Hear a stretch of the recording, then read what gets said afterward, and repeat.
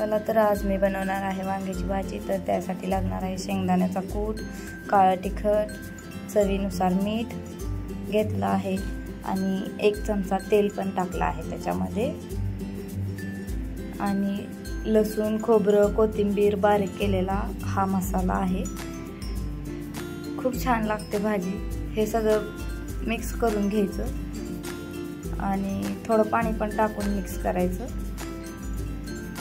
ओला ओला होतो, वांग्यात बसतो, नाहीतर तेलात टाकला की पटकन सुटून बाहेर निघतो।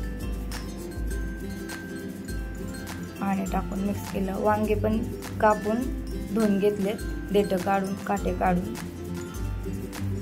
तर सगळ्या वांग्यामध्ये थोडा थोडा मसाला भरून घ्यायचा।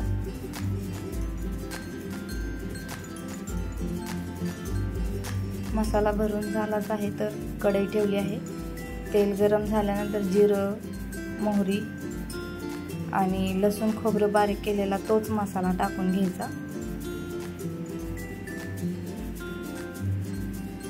मसाला असा थोडासा भाजायचा कमी गॅसवर, आणि त्याच्यामध्ये थोडंसं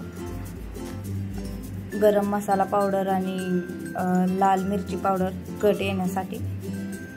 आणि अशा पद्धतीने मसाला भाजून झाल्यानंतर त्यात एक एक करून वांगे टाकून घ्यायचे। राहिलेला मसाला पण त्याच्यामध्येच टाकून घ्यायचा। सगळा परतून घ्यायची वांगे। थोडंसं पाणी टाकून घ्यायचं अगोदर वाफ सुटण्यासाठी। आता पाहिजे तेवढं पाणी टाकून घ्यायचं परत, आपल्याला रस्सा कितपत पाहिजे तेवढं। तर भाजी बनवून तयार आहे। व्हिडिओ आवडला तर नक्कीच लाईक करा, शेअर करा, सबस्क्राईब करा।